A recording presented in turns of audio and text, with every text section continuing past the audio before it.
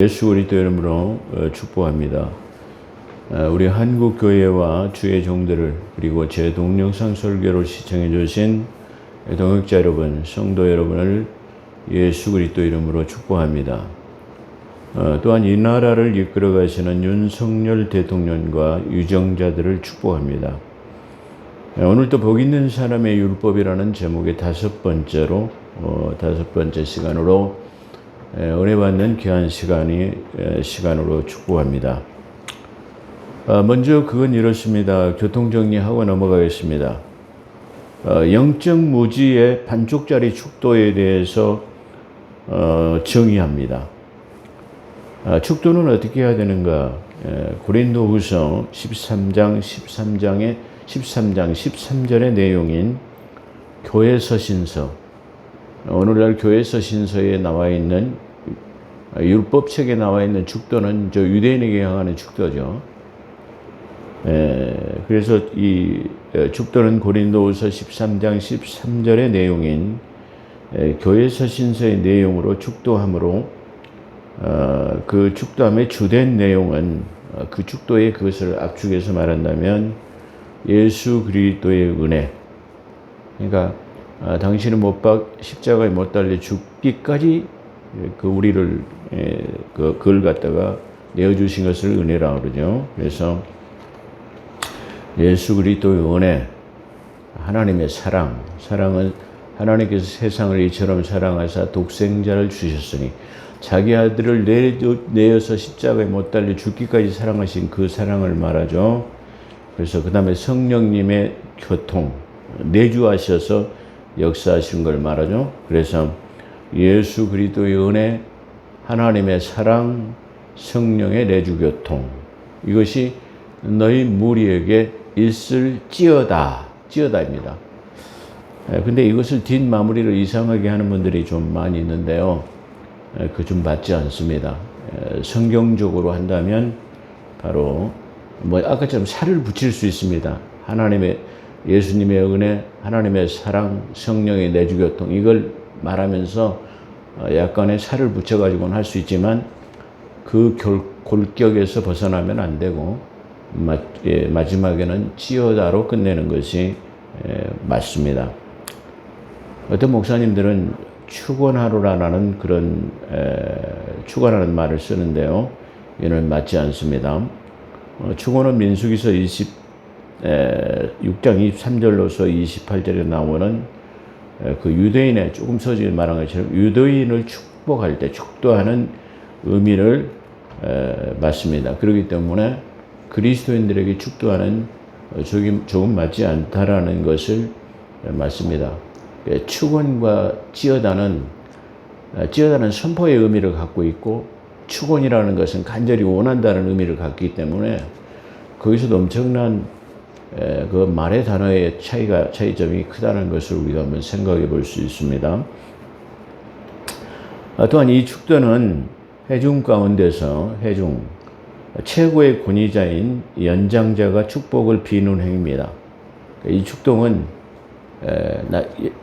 연장자로서 가장 나이가 많고 권위가 있는 사람이거나 그 제일 높은 사람, 높은 사람이라면 그렇지만 좀 권위자가 하는 것을 말하죠. 그래서 히브리서 7장 7절에 보면 패 일어나고 잔소리하지 마 이런 말이에요.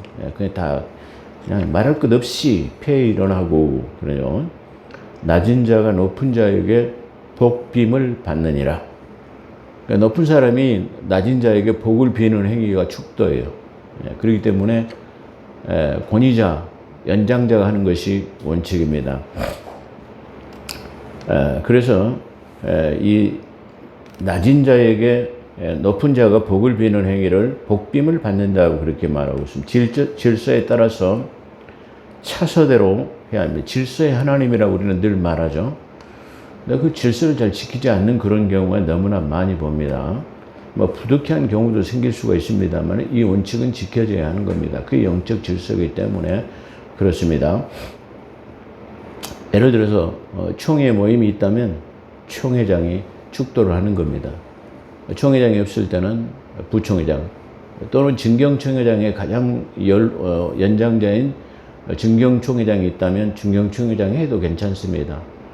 증경총회장이 없으면 직전총회장, 그래 없으면 총회장이 없으면 부총회장, 서기 이런 순으로 하게 되는 것이고, 만약에 부총회장이 없을 때 노예에서 오랜 연장자의 노회장이 있으면 노회장이 해도 괜찮을 겁니다. 이렇게 차서에 따라서 하는 것이 축도의 원칙입니다. 그리고 교회 안에서는 담임 목사, 언론 목사님이 계시면 하셔도 되겠지만 담임 목사님이 하는 게 원칙입니다. 담임 목사가 아닐 때는 부목사가 하는데, 부목사 중에서도 가장 심으로 오래 했거나 가장 오래 있던 심호하시는 부목사 또는 연장자가 하는 것이 원칙입니다. 이렇게 차서에 따라서 하는 것이 바로 질서에 따라서 하는 것이 축도인데요. 어떤 총회 순서지를 제가 보니까 설교는 총회장이 하면서 축도는 부총회장이 하는 그런 웃지 못하는 영적 무지의 우스꽝스러운 모습을 보게 됩니다. 이건 맞지 않는 거죠. 또한 축도는 반드시 두 손을 들어서 회중을 향해서 하는 행위입니다. 두 손을 들고 하는 거죠. 이는 축복이 왜 두 손을 드냐면, 이 축복이 좌우의 손을 통해서 나가는 영적 원리이기 때문에 그런데, 잠언 3장 16절에 보면, 이하에 보면 그 우편에는 장수가 있고 그 좌편 손에는 부귀가 있나니 그 길은 즐거운 길이라 그 척경은 평강이라. 그러니까 좌우의 손을 들어서 축도하는 것은 부귀와 장수가 있고, 그렇게 하는 것이 즐거운 길이고 평강의 척경이 되는 것이다. 평강으로 가는 길이다. 이것이 지혜이니 그 지혜를 얻는 자에게는 생명나무라. 이게 지혜란 말이에요. 이게 생명나무라. 생명나무, 그 지혜를 가진 자는 복되도다. 이렇게 표현하셔요. 얼마나 아주 큰 축복입니까? 그런데 영적 무지를 통해서 질서대로 하지 않고 또 반쪽짜리 축도, 그것은 반쪽짜리 축도에 대해서 제가 말씀드리겠습니다. 마이크를 한 손에다 들고 한 손으로 축도하는 것은 영적 무지의 소치이자 반쪽짜리 축도입니다. 그러니까 야유에서나 광장에서 설교를 할 때 마이크를 들고 있기 때문에 축도할 때도 한 손으로 합니다. 안 됩니다.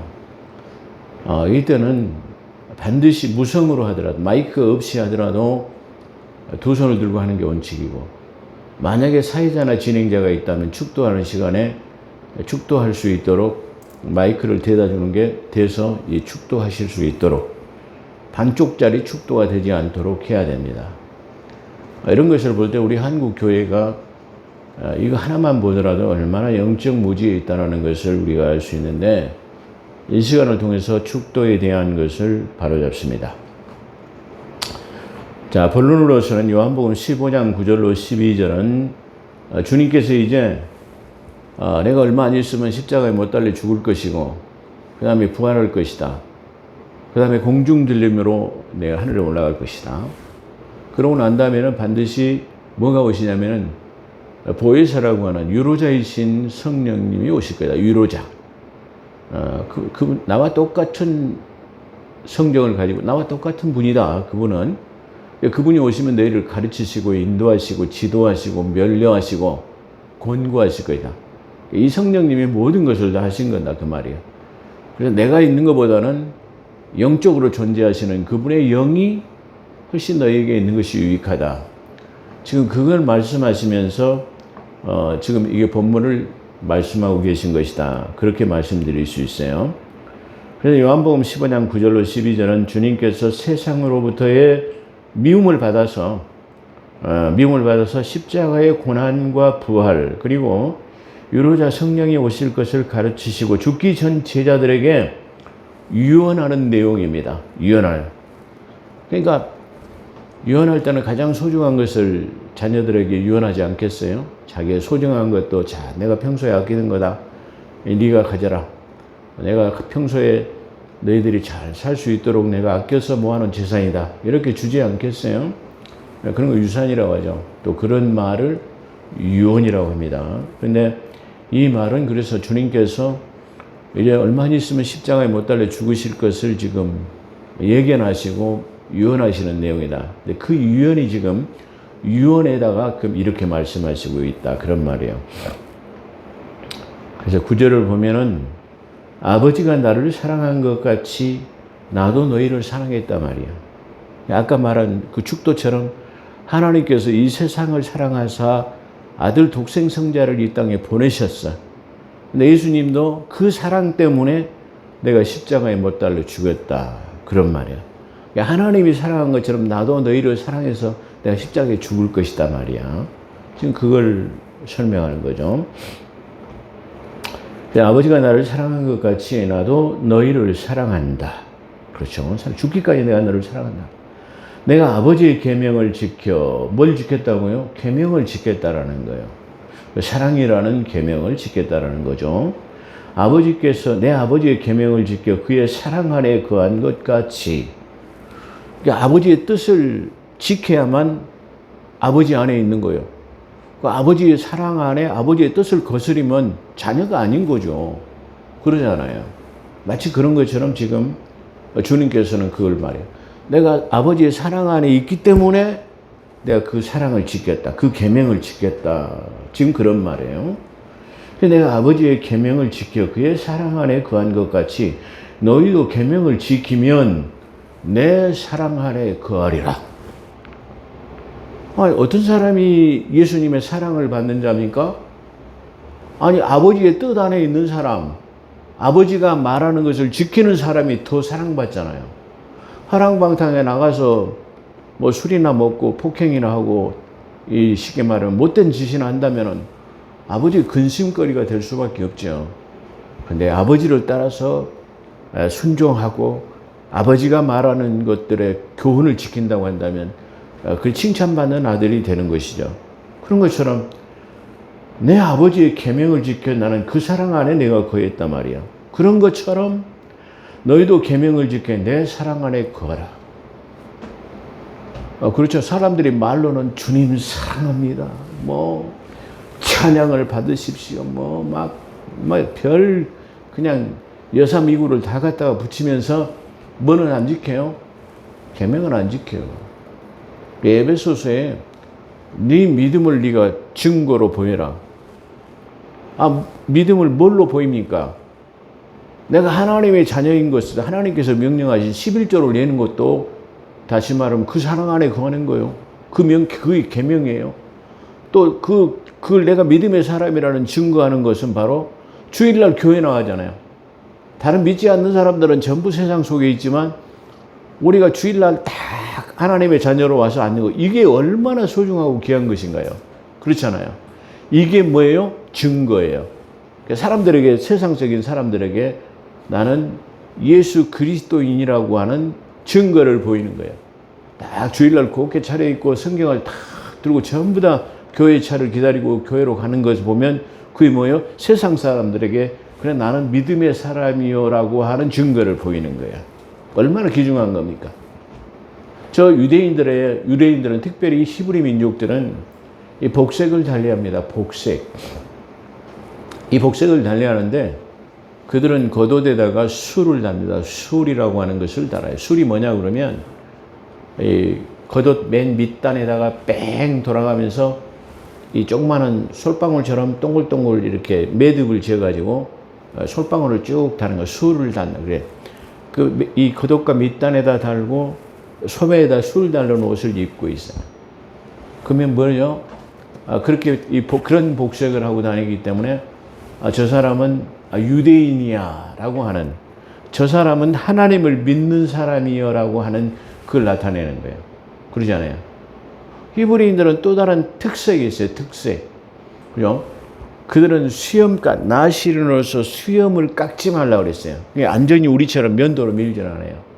그래서 수염을 길게 해가지고 끝만 다듬지 완전히 밀질 않아요. 삭도를 대지 않는다는 것처럼 이게 하네요.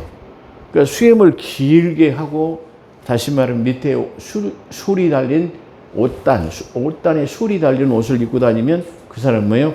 유대인이다. 그게 증거야. 그러니까 유대인은 안식일 날 지키고 또 회당에 가서 예배를 드리고 또 11조를 드리고 또 이런 것들이 뭐예요?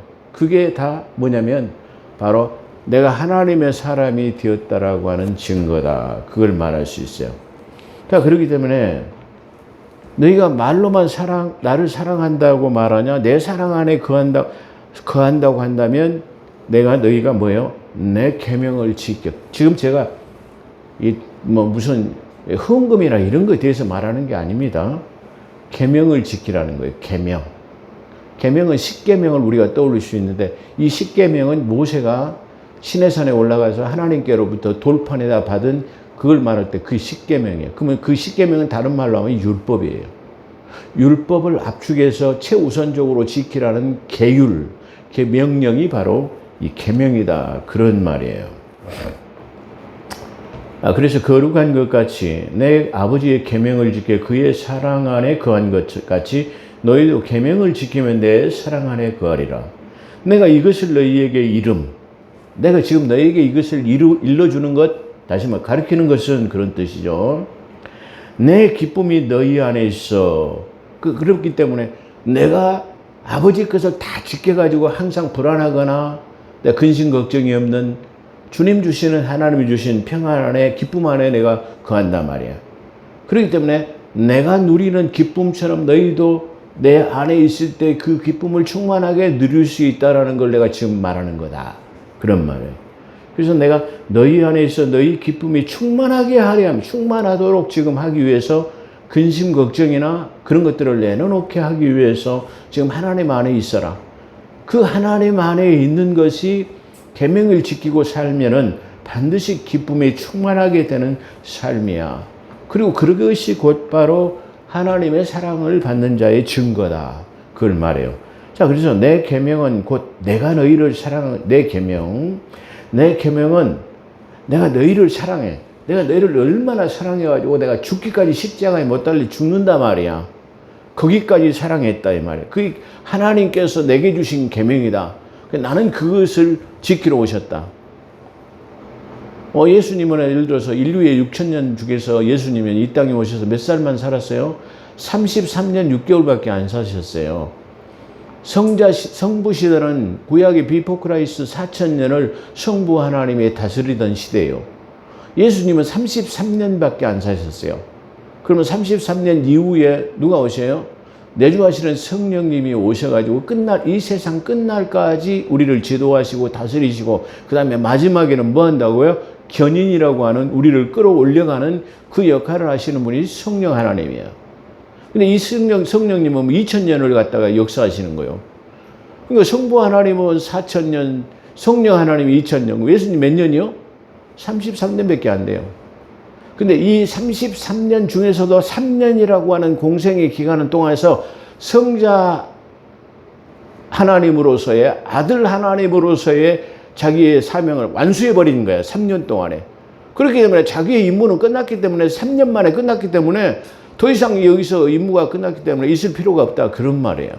그렇기 때문에 가만히 생각해 보면 왜 예수님은 33년밖에 이 땅에 오셔서 안 계셨는가? 33년이라도 그분의 사역을 완성했기 때문에 더 이상 당신의 사역을 완성했기 때문에 있을 필요가 없어요. 그렇기 때문에 이 바톤 터치라고 하는 성령 하나님의 사역에게 떠넘기셨다.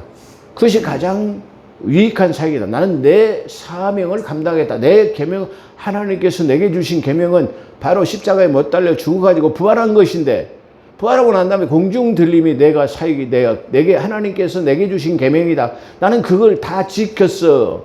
그렇기 때문에 너희가 내 안에 있으려면 내가 하나님께 받은 계명을 지킨 것처럼 너희도 내가 말하는 계명을 지켜. 그래야만이 내 안에 있을 수 있어라고 하는 내용이 지금 이거예요. 이게 바로 요한복음 15장 9절에서부터 12절에 나오는 그런 얘기다. 그런 말이에요. 내 계명은 곧 내가 너희를 사랑한 것 같이 너희도 서로 사랑하는 이것이라. 17절. 내가 이것을 너희에게 명령이라고. 명함은 내가 서로 사랑하게 하면서 내가 명령하는 것은 서로 사랑해라 말이야. 서로 사랑은 뭐죠?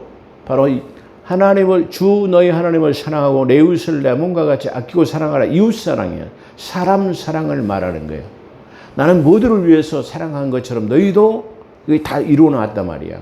그렇기 때문에 너희도 서로 사랑하라는 것이다. 그 말이에요. 그러니까 그 모세는 10계명으로 613가지의 이 조문을 10계명으로 압축했다면 주님께서는 이 10계명을 다시 2계명으로 압축했는데 이 2계명은 주 너희 하나님을 사랑하라. 그리고 내 이웃을 내 몸같이 아끼고 사랑하라. 이것이 모든 선지자의 강령이니라. 그렇게 얘기하는 것을 우리가 볼 수 있습니다. 그런 것처럼 내가 너희를 사랑함이라. 25절. 그러나 이는 그들이 율법이 기록된 대로 율법이 전부 뭘 기록하느냐. 그러니까 요한복음 5장 39절에 너희가 영생이 있는 줄 알아 이 성경을 상고하지만 이 성경은 나에 대한 기록이다.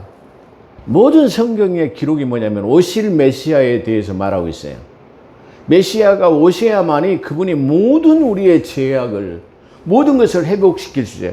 근데 그분은 3년이라고 하는 그 공생의 기간 동안에 그걸 다 이루어버리셨어요. 어떻게 보면 성령 하나님, 성부 하나님의 일보다도, 그 다음에 성령 하나님의 일보다도 다 한번 나누고 보면은 세 분 하나님의 그 역사가 다 위대하지 않은 것이 없죠. 그렇지만 그 사역을 갖다가 실전적으로 사람의 몸을 입고 와가지고 성취해버린 분이 누구냐면은 바로 예수님이다. 그런 말이에요. 그렇기 때문에 율법에 기록된 것이 전부 다 뭐냐면은 율법이 나를 가르쳐서 기록한 것이다. 그런 말이에요. 그 내 안에 영생이 있는 것이다. 그래서 너희가 나를 통해서 영생을 얻는 것인데 나를 떠나가지고 성경만 연구한다고 거기서 이게 영생을 얻는 것인 줄 아냐? 아니다 말이야. 그러면 결국은 그 성경을 통해서 뭐를 알게 하느냐면 예수 그리스도를 알게 한다. 그런 말이에요. 그렇기 때문에 예수를 떠난 진리는 있을 수가 없어요. 예수를 떠난 구원은 있을 수가 없다라는 것을 이 세상이 어떠나 저는 요즘에 유튜브를 통해서 알았는데 무슨 아가 동산이 있고 무슨 요즘 전도사가 있어가지고 막 사람이 막 입신해가지고 떨어지고 막 그냥 별 오두방정 난리법석을 피는 것을 제가 봤는데 참 한마디로 말하면 웃기고 자빠졌네요. 예? 지랄하고 자빠졌네요. 그런 사람들. 그게 있을 수 있습니까? 예수 그리스도를 떠난 구원은 있을 수가 없어요. 그럼 우리가 그걸 이해해야 될 것이다. 그런 말이에요. 25절. 그러나 이는 그들이 율법에 기록된 대로 율법이 전부 다 나를 기록했는데 그들이 그것을 알지 못하고 나를 미워했다. 그래서 그들이 이유 없이 나를 미워했느니라 하는 말을 그것을 갖다가 율법에 기록된 대로 또 응하게 하려 함이라. 주님 안에는 너희가 나를 사랑한다면 주님은 너희가 나를 사랑한다면 계명을 지켜라. 이것이 곧 내 안에 있는 것이라 명령하신다. 이것은 뭐라고요? 명령이에요. 명령. 아까 말한 것처럼 제자들에게 이건 철저하게 지켜라. 이것만은 지키라는. 뭘 지켜야 돼요? 너희가 끝날까지 뭘 지켜야 돼요? 내 안에 거하려면 계명을 지키라는 거예요. 그래서 어떻게 보면 이 요한복음 15장 9절에서 12절은 계명에 대한 것을 가지고 총망라해 가지고 압축해 놓은 것이다. 이렇게 말할 수 있어요. 그래가지고 지금까지 율법에 복 있는 사람의 율법에 네 번째까지 얘기하고 오늘이 5번째라고 한다면 지금까지 얘기한 것은 바로 어디다 집약시키기 위한 것이었냐? 그러면 바로 이 요한복음 15장 9절에서 12절의 내용에다가 집약시키기 위한 것이다. 그렇게 말할 수 있어요. 어떻게 보면은 이제 이 율법에 관한 것은 이제 종결에 가까웠구나. 이렇게 우리가 이게 얼마든지 이게 인지할 수가 있는 그런 것이다. 그렇게 말씀드릴 수 있어요. 그래서 율법은 성경에서 그렇다고 한다면 이것이 나를 사랑한다면 계명을 지키라. 그것이 곧 내 안에 있는 것이라고 명령한 것입니다.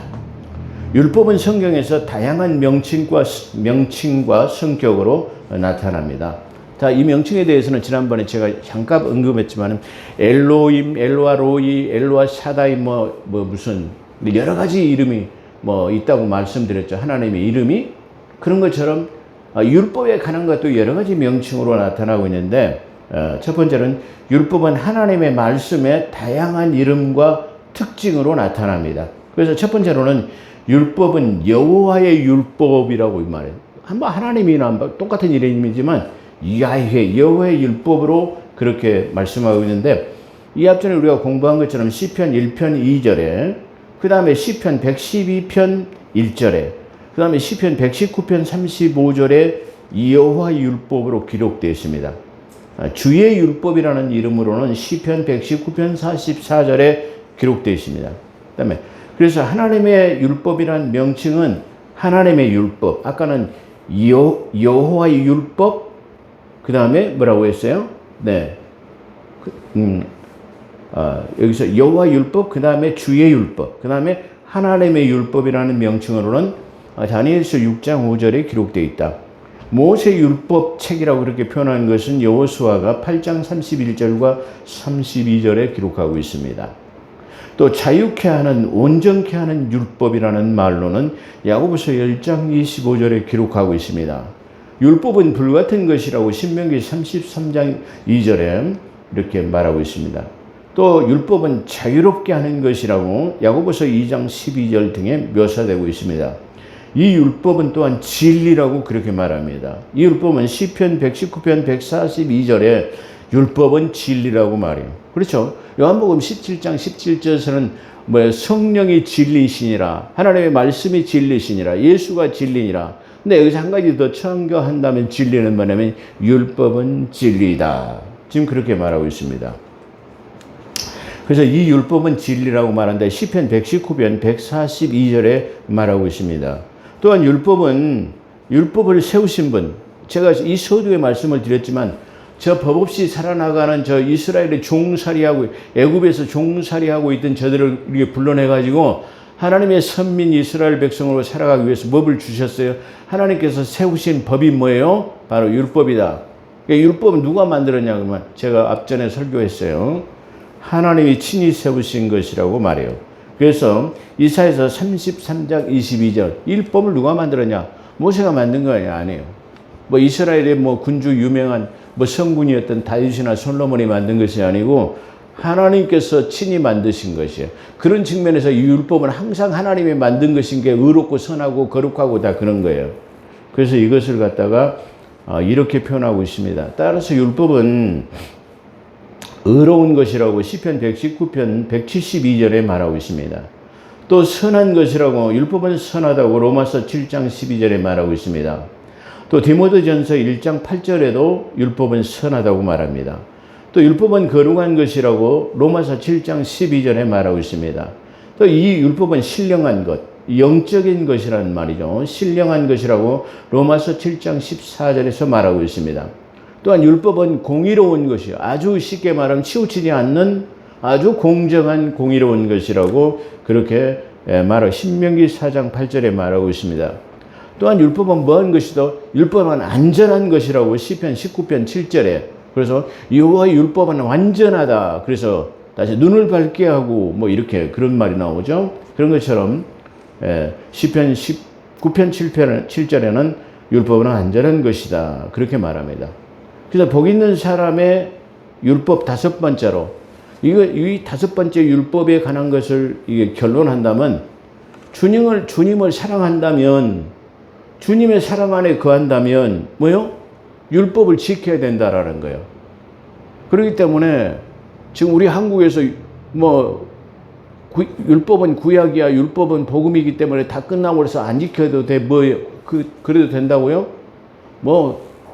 여러 가지 제가 자꾸 말하면 이상하게 되니까 말하지 않겠어요.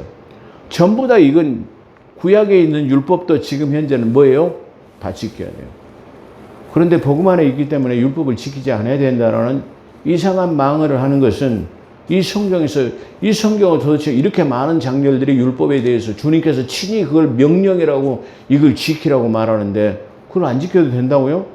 그럼 그 사람들은 뭐예요? 말로는 주님을 사랑한다고 말하면서 이율배반적인 그런 삶을 살고 있다. 그런 걸 말해요. 결론입니다. 우리는 예수 그리스도 안에 있다고 한다면 주님께서 명령하신 이 계명이라고 하는 율법들을 다 지켜서 율법을 지키는 복 있는 자의 삶에 들어가는 복된 삶이 되기를 주의 이름으로 축원합니다. 기도하겠습니다. 오 거룩하시고 자비로우신 하나님, 오늘 또 저희들을 불러 모아주시고 하나님 주님 사랑을 알게 하시고 또 주님께서 명령하신 이 계명들을 지키는 삶이 주 안에 거하는 것이며 또 주님을 사랑하는 것이라고 말씀하신 하나님 아버지, 우리가 하나님께서 당신의 핏값으로 하나님 사시고 이 땅에 살아가야 할 것을 주문하신 내용으로서 하나님을 사랑한다면 그것을 지키는 삶, 그 윤리와 도덕을 하나님 지킴으로 우리의 믿음을 세상 사람들에게 증거하고 보이는 삶을 살으라고 주님께서 명령하고 계신다는 사실을 우리가 기억합니다. 그러므로 주님을 사랑하는 자라고 말한다면 주 안에 사는 삶이 되게 도와주시옵소서 감사하며 우리 우주 예수 그리스도 이름으로 감사기도 드리옵나이다. 아멘.